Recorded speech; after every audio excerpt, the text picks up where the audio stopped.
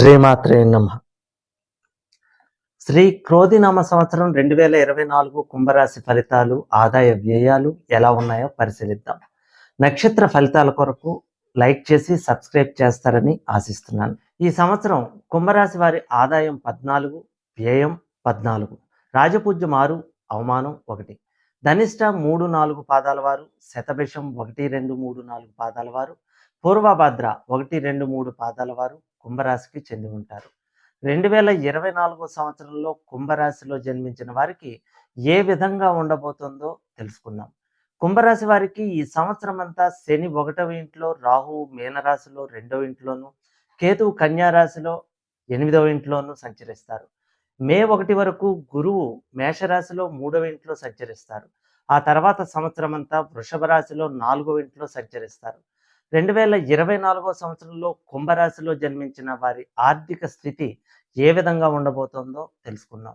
కుంభరాశిలో జన్మించిన వారికి ఈ సంవత్సరం ఆర్థికంగా మొదటి 4 నెలలు అనుకూలంగా ఉంటుంది. మిగిలిన 8 నెలలు సామాన్యంగా ఉంటుంది. మే 1 వరకు గురుగోచారం 3వ ఇంట్లో ఉండటం మిశ్రమ ఫలితాలను ఇస్తుంది. గురు దృష్టి 11వ ఇంటిపై 9వ ఇంటిపై ఉండటం వలన ఈ సమయంలో మీ ఆర్థిక స్థితి కొంత మెరుగ్గా ఉంటుంది.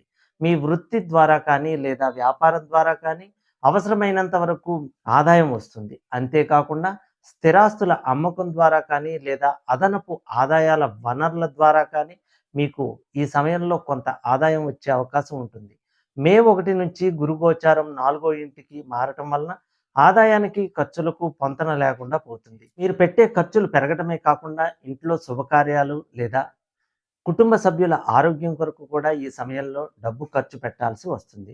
గురు దృష్టి 8వ ఇంటిపై 12వ ఇంటిపై ఉండటం వలన ఈ ఖర్చుల్లో ఎక్కువ శాతం ఉపయోగపడేవే అయినప్పటికీ మీకు ఆదాయం కంటే ఖర్చులు ఎక్కువ అవటం వలన ఈ సమయంలో ఆర్థికంగా కొంత ఇబ్బందికరంగా ఉండే అవకాశం ఉంటుంది. ఈ సంవత్సరం అంతా 1వ ఇంట్లో శని గోచారం కారణంగా, రాహు గోచారం 2వ ఇంట్లో ఉండటం వలన ఆర్థికంగా కొన్నిసార్లు పరీక్ష సమయంగా ఉండే అవకాశం ఉంటుంది. ముఖ్యంగా ఎక్కువ ఖర్చు పెట్టాల్సి రావటం, ఎంత ప్రయత్నించినప్పటికీ ఆదాయం పెరగకపోవటం వలన ఈ సంవత్సరం డబ్బును సరైన విధంగా ఉపయోగించుకోవాల్సి ఉంటుంది. అయితే మీ బంధువుల నుంచి కానీ కుటుంబ సభ్యుల నుంచి కానీ కొన్నిసార్లు అవసరమైన మేరకు డబ్బు అందే అవకాశం ఉంటుంది. అయితే కేవలం వారిపైనే ఆధారపడకుండా మీ ఆర్థిక వనరులను సరిగా వినియోగించుకోవటానికి ఈ సంవత్సరం ఎక్కువగా ఆర్థిక సమస్యల బారిన పడకుండా మిమ్మల్ని మీరు కాపాడుకోవాల్సిన అవసరం ఉంటుంది. 2024 సంవత్సరంలో కుంభరాశిలో జన్మించిన వ్యాపారస్తులకు ఏ విధంగా ఉండబోతుందో తెలుసుకుందాం. ఈ సంవత్సరం కుంభరాశిలో జన్మించిన వారికి వ్యాపార పరంగా మొదటి 4 నెలలు మిశ్రమ ఫలితాలను ఇస్తుంది. మిగిలిన సంవత్సరం అంతా సామాన్య ఫలితాలను ఇస్తుంది. మే 1 వరకు గురుగోచారం 3వ ఇంట్లో ఉండటం వలన వ్యాపారంలో కొంత అభివృద్ధి సాధ్యమవుతుంది. గురు దృష్టి 7వ ఇంటిపై, 9వ ఇంటిపై, 11వ ఇంటిపై ఉండటం వలన వ్యాపార అభివృద్ధి చెందటమే కాకుండా కొంత భాగస్వామ్య ఒప్పందాలు కానీ లేదా కొత్త ప్రదేశాల్లో వ్యాపారం ప్రారంభించడం కానీ చేస్తారు. పూర్తి అవటానికి ఎక్కువ శ్రమ పడాల్సి ఉంటుంది. ఈ సమయంలో వ్యాపారం కారణంగా ఆదాయం కూడా అభివృద్ధి చెందుతుంది. ఈ సమయంలో మీ వ్యాపార భాగస్వాములతో కానీ మీ వినియోగదారులతో కానీ కొన్నిసార్లు సరైన అవగాహన లేకపోవటం కానీ లేదా మీ మాటను వారు తప్పుగా అర్థం చేసుకోవటం కానీ జరగవచ్చు. గురు గోచారం మే 1 నుంచి 4వ ఇంటికి మారటంతో వ్యాపారంలో కొన్ని ఇబ్బందులు కలుగుతాయి. ముఖ్యంగా మీ వ్యాపార భాగస్వామ్యులు అన్ని బాధ్యతలు మీపైనే పెట్టి వ్యాపారం విషయంలో ఎక్కువ పట్టించుకోకపోవటం, మీరు చెప్పే పనుల్ని వారు పెడచెవిన పెట్టడం వలన ఈ సమయంలో వ్యాపార పరంగా మీపై ఒత్తిడి ఎక్కువ అవుతుంది. మీరు విశ్రాంతి లేకుండా పనిచేయాల్సి వస్తుంది. అయితే మీరు ఎంత ప్రయత్నించినప్పటికీ వ్యాపారాభివృద్ధి చెందకపోవటం, కొన్నిసార్లు నష్టాలు రావటం జరుగుతుంది. ఇలా జరిగినప్పుడు మీ వ్యాపార భాగస్వాములు మిమ్మల్ని తప్పుపట్టే అవకాశం ఉంటుంది. మీరు మీ బాధ్యతల్ని సరిగ్గా నిర్వర్తించడం వల్లే మీ వ్యాపారంలో నష్టాలు వస్తున్నాయని మీరు మిమ్మల్ని బాధ్యుణ్ణి చేసే అవకాశం ఉంటుంది. ఇలా జరిగినప్పుడు మీ వ్యాపార భాగస్వాములు మిమ్మల్ని తప్పు పట్టే అవకాశం ఉంటుంది. మీరు మీ బాధ్యతల్ని సరిగా నిర్వర్తించకపోవటం వల్లే వ్యాపారంలో నష్టాలు వస్తున్నాయని వారు మిమ్మల్ని బాధ్యుణ్ణి చేసే అవకాశం ఉంటుంది. కారణంగా వారు వ్యాపారం నుంచి వైదొలగటం కానీ లేదా తమ వాటా డబ్బుతో కొంత మొత్తం తిరిగి తీసుకోవటం గానీ చేస్తారు. దీని కారణంగా ఆర్థికంగా కూడా మీకు ఒత్తిడి పెరుగుతుంది. ఈ సంవత్సరం అంతా శని గోచారం 1వ ఇంట్లో ఉండటం వలన వ్యాపార పరంగా ఇది అనుకూలించదు. శని దృష్టి 7వ ఇంటిపై, 10వ ఇంటిపై ఉండటం వలన మే నుంచి గురు దృష్టి 7వ ఇంటిపై లేకపోవటం వలన వ్యాపారం మందకోడిగా సాగుతుంది. గతంలో లాగా వ్యాపారం పూర్తి స్థాయిలో నడవకపోవడం వలన ఈ సమయంలో మీరు వ్యాపారాన్ని తగ్గించుకోవటం లేదా మీ వ్యాపార శాఖలను తగ్గించుకోవటం చేస్తారు.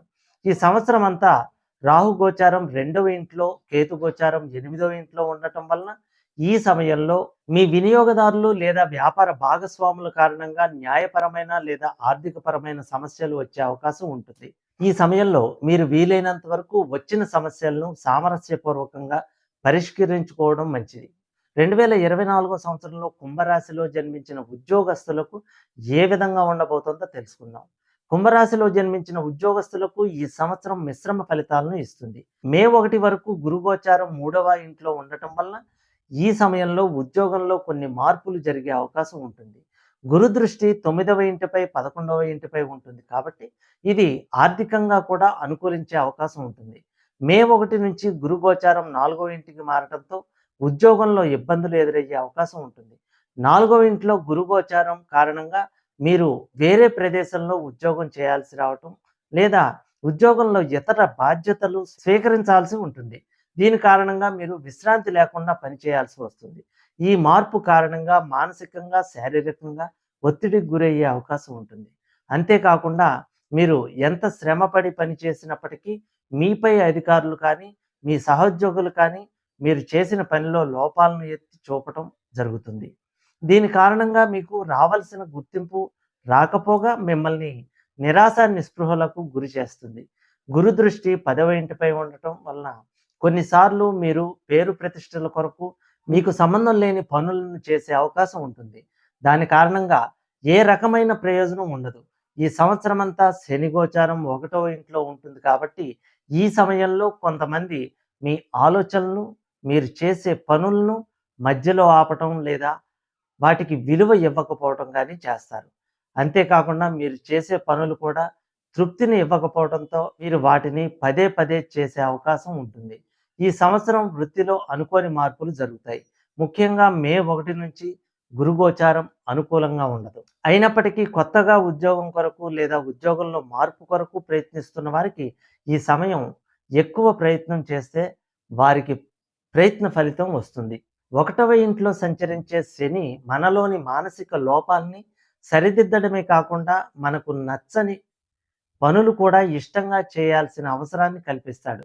ఇది ఆ సమయంలో మీకు ఇబ్బంది కలిగించినప్పటికీ భవిష్యత్తులో మీరు మీ వృత్తిలో ఎదగడానికి సహకరిస్తుంది. దీని కారణంగా మీరు ఎటువంటి పరిస్థితుల్లో అయినా ఏకాగ్రతగా పనిచేయగలిగే శక్తిని సంపాదించుకోగలుగుతారు. 2వ ఇంట్లో రాహు గోచారం కారణంగా మీరు చెప్పే మాటకు, చేసే పనికి సంబంధం లేకుండా పోయే అవకాశం ఉంటుంది.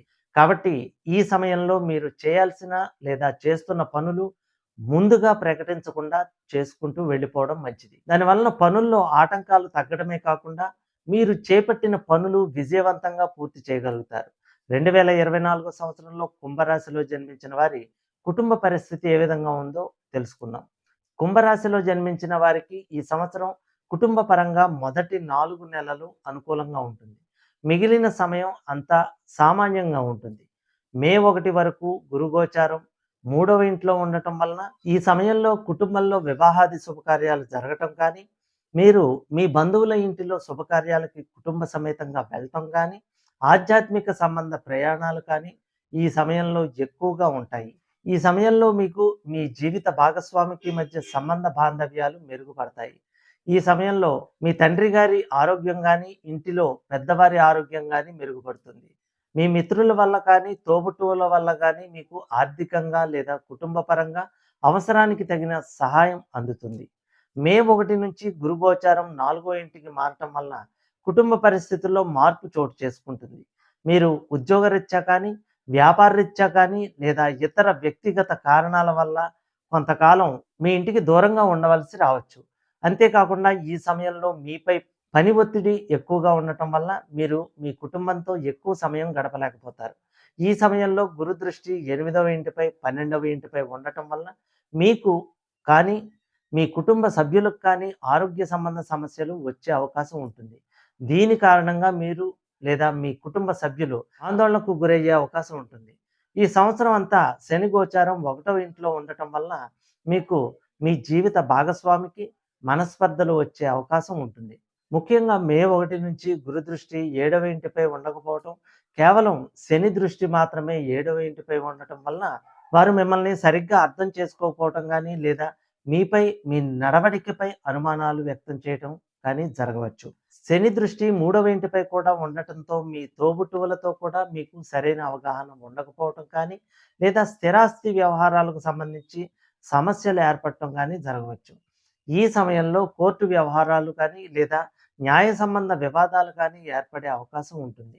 2024 సంవత్సరంలో కుంభరాశిలో జన్మించిన వారి ఆరోగ్య స్థితి ఏ విధంగా ఉండబోతుందో తెలుసుకుందాం. కుంభరాశిలో జన్మించిన వారికి ఈ సంవత్సరం ఆరోగ్యపరంగా మిశ్రమ ఫలితాలను ఇస్తుంది. మే వరకు గురుగోచారం మధ్యమంగా ఉండటం వల్ల ఈ సమయంలో ఆరోగ్యపరంగా కొంత అనుకూలంగా ఉంటుంది. ముఖ్యంగా గురు దృష్టి 11వ ఇంటిపై ఉంటుంది కాబట్టి ఆరోగ్య సమస్యలు వచ్చినప్పటికీ తొందరగా నయమవటమే కాకుండా గతంలో ఉన్న ఆరోగ్య సమస్యలు కూడా తగ్గుముఖం పట్టే అవకాశం ఉంటుంది. మే 1 నుంచి గురుగోచారం 4వ ఇంటికి మారటం వల్ల ఈ సమయంలో ఆరోగ్య విషయంలో కొన్ని జాగ్రత్తలు అవసరం. వెన్నుముక, కళ్ళు, జననాంగాలు, కాలేయం సంబంధ ఆరోగ్య సమస్యలు ఈ సమయంలో మిమ్మల్ని ఇబ్బంది పెట్టే అవకాశం ఉంది. ఈ సంవత్సరం మీరు ఆహార విషయంలో జాగ్రత్తగా ఉండటమే కాకుండా యోగా, ప్రాణాయామం, వ్యాయామం లాంటి వాటిని ప్రతిరోజు చేయటం వలన మీరు ఆరోగ్య విషయంలో ఎక్కువగా ఇబ్బంది పడే అవకాశం ఉండదు. గురుగోచారం అనుకూలంగా లేనప్పుడు శరీరంలో రోగనిరోధక శక్తి కూడా తగ్గే అవకాశం ఉంటుంది. కాబట్టి మీరు రోగనిరోధక శక్తి పెంచే ఆహారం తీసుకోవడం, శారీరకంగా, మానసికంగా కూడా ఆరోగ్యంగా ఉండటానికి తగిన చర్యలు చేపట్టడం మంచిది. ఈ సంవత్సరం అంతా శని గోచారం 1వ ఇంట్లో ఉంటుంది కాబట్టి మీరు ఎముకలు, చేతులు, చెవులు, మర్మావయవాలకు సంబంధించిన ఆరోగ్య సమస్యలతో ఈ సంవత్సరం ఇబ్బంది పడే అవకాశం ఉంటుంది. ముఖ్యంగా మే 1 నుంచి గురుగోచారం కూడా అనుకూలంగా ఉండదు కాబట్టి ఈ సమయంలో మీరు పైన చెప్పిన ఆరోగ్య సమస్యల విషయంలో జాగ్రత్తగా ఉండటం మంచిది. 1వ ఇంట్లో శని గోచారం మనలో బద్ధకాన్ని, చాదస్తాన్ని పెంచే అవకాశం ఉంటుంది. కాబట్టి వీలైనంత వరకు మిమ్మల్ని మీరు ఏదో ఒక పనిలో నిమగ్నులయ్యేలాగా చేసుకోవటం మంచిది. ఈ సంవత్సరం అంతా రాహు గోచారం 2వ ఇంట్లో, కేతు గోచారం 8వ ఇంట్లో ఉంటుంది కాబట్టి 2వ ఇంట్లో రాహువు మిమ్మల్ని మసాలాలతో కూడిన ఆహారం లేదా చిరుతిండ్లు ఎక్కువగా తినేలా చేస్తాడు. అలాగే ఆ సమయం సందర్భం లేకుండా ఆహారం తీసుకునేలా చేస్తాడు. కాబట్టి మీరు ఈ సంవత్సరం మీ భోజనం విషయంలో ఖచ్చితంగా క్రమశిక్షణతో ఉండటం మంచిది. లేకుంటే మీరు కడుపు, దంతాలు, మూత్రపిండాలకు సంబంధించిన ఆరోగ్య సమస్యలతో ఇబ్బంది పడే అవకాశం ఉంటుంది. 2024 సంవత్సరంలో కుంభరాశిలో జన్మించిన వారి విద్యా విషయాలు ఎలా ఉన్నాయో పరిశీలిద్దాం. విద్యార్థులకు ఈ సంవత్సరం మిశ్రమ ఫలితాలను ఇస్తుంది. మే 1 వరకు గురుగోచారం 3వ ఇంట్లో ఉండటం వల్ల ఉన్నత విద్యకు ఈ సమయంలో అనుకూలంగా ఉంటుంది. మీరు కోరుకున్న ఉన్నత విద్యా విషయాల్లో, విద్యా సంస్థల్లో ప్రవేశం పొందగలుగుతారు. అలాగే విదేశాల్లో చదువుకోవాలని విద్యార్థులు కూడా అనుకూలమైన ఫలితాన్ని పొందుతారు. అయితే ఈ సమయంలో విద్యార్థులకు చదువు పరంగా ఆసక్తి తగ్గటం కానీ, లేదా ఇతర విషయాలపై దృష్టి మరలటం కానీ జరుగుతుంది. దాని కారణంగా వారు పరీక్షా సమయంలో ఎక్కువ కష్టపడాల్సిన అవసరం వస్తుంది. మే 1 వరకు గురు దృష్టి 9వ ఇంటిపై, 11వ ఇంటిపై ఉంటుంది కాబట్టి ఈ సమయంలో వీరికి కొన్నిసార్లు ఎక్కువ శ్రద్ధగా చదవనప్పటికీ అనుకూలమైన ఫలితం వస్తుంది. కానీ అదే విధంగా మే 1 నుంచి వీరి ప్రవర్తన ఉన్నట్టయితే వీరు పరీక్షల్లో ఉత్తీర్ణులు కాకపోవడం కానీ, లేదా తక్కువ మార్కులతో ఉత్తీర్ణులవ్వడం కానీ జరుగుతుంది. అంతేకాకుండా గురువులతో కానీ, పెద్దవారితో కానీ ఏదైనా సలహా చెప్పినప్పుడు లేదా సూచన చేసినప్పుడు వితండవాదానికి దిగటం, లేదా వారు ఇచ్చే సలహా పెడచెవన పెట్టడం చేస్తారు. ఈ సంవత్సరం అంతా శని గోచారం 1వ ఇంట్లో ఉంటుంది కాబట్టి విద్యార్థుల్లో బద్ధకం కానీ, చాదస్తం కానీ పెరిగే అవకాశం ఉంటుంది. ఈ సమయంలో వీరు ఊహల్లో కాకుండా ప్రత్యక్షంగా వారి చదువు కానీ, వారి ఆలోచన విధానం కానీ, ఇతరుల పట్ల వారి ప్రవర్తన కానీ ఏ విధంగా ఉంటుందో గుర్తించగలిగితే వారు తమ తప్పు తెలుసుకొని తమను తాము సరైన మార్గంలో పెట్టుకోగలుగుతారు. ఉద్యోగం కొరకు పోటీ పరీక్షలు రాసే వారికి ఈ సంవత్సరం అనుకూలమైన ఫలితం వచ్చినప్పటికీ వారు ఎక్కువ కష్టపడాల్సి ఉంటుంది. అంతేకాకుండా ఫలితంపై దృష్టి పెట్టకుండా నిజాయితీగా వారు తమ చదువును కొనసాగిస్తే అనుకున్న ఫలితాన్ని పొందగలుగుతారు. 2024 సంవత్సరంలో కుంభరాశిలో జన్మించిన వారు ఎటువంటి పరిహారాలు చేయాలో తెలుసుకుందాం. గురుగోచారం 3, 4వ ఇంట్లో ఉంటుంది కాబట్టి గురువు ఇచ్చే చెడు ఫలితాలు తగ్గడానికి గురువుకు పరిహారాలు చేయటం మంచిది. దీని కొరకు ప్రతిరోజు లేదా ప్రతి గురువారం లేదా మంత్రజపం చేయటం లేదా గురుస్తోత్ర పారాయణం చేయటం మంచిది. అంతేకాకుండా గురు చరిత్ర పారాయణం చేయటం వల్ల గురువు ఇచ్చే చెడు ప్రభావం తగ్గిపోతుంది. ఈ సంవత్సరం అంతా శని గోచారం 1వ ఇంట్లో ఉంటుంది కాబట్టి శని ఇచ్చే చెడు ప్రభావం తగ్గడానికి శనికి పరిహారాలు చేయటం మంచిది. దీనికి గాను ప్రతిరోజు లేదా ప్రతి శనివారం రోజున పూజ చేయటం కానీ, శని స్తోత్ర పారాయణం చేయటం కానీ, లేదా శని మంత్ర జపం చేయటం కానీ మంచిది. వీటితో పాటు హనుమాన్ చాలీసా కానీ, ఏదైనా హనుమాన్ స్తోత్ర పారాయణం చేయటం కానీ మంచిది. ఈ సంవత్సరం అంతా రాహువు 2వ ఇంట్లో సంచరిస్తాడు కాబట్టి రాహువు ఇచ్చే చెడు ప్రభావం తగ్గడానికి రాహువుకు పరిహారాలు చేయటం మంచిది. దీనికి గాను ప్రతిరోజు రాహు మంత్ర జపం చేయడం లేదా ప్రతి శనివారం రాహు స్తోత్రం కానీ, దుర్గా స్తోత్రం కానీ చదవటం మంచిది. అంతేకాకుండా దుర్గా సప్తశతి పారాయణం చేయటం వలన కూడా రాహు ప్రభావం తగ్గుతుంది. ఈ సంవత్సరం అంతా కేతువు 8వ ఇంట్లో సంచరిస్తాడు కాబట్టి కేతువు ఇచ్చే చెడు ప్రభావం తగ్గడానికి కేతువుకు పరిహారాలు చేయటం మంచిది. దీనికి గాను ప్రతిరోజు కానీ, ప్రతి మంగళవారం కానీ కేతు మంత్ర జపం చేయటం లేదా కేతు స్తోత్ర పారాయణం చేయటం మంచిది. దీంతో పాటుగా గణపతి స్తోత్ర పారాయణం కూడా మంచిది. సర్వేజన సుఖినో భవంతు.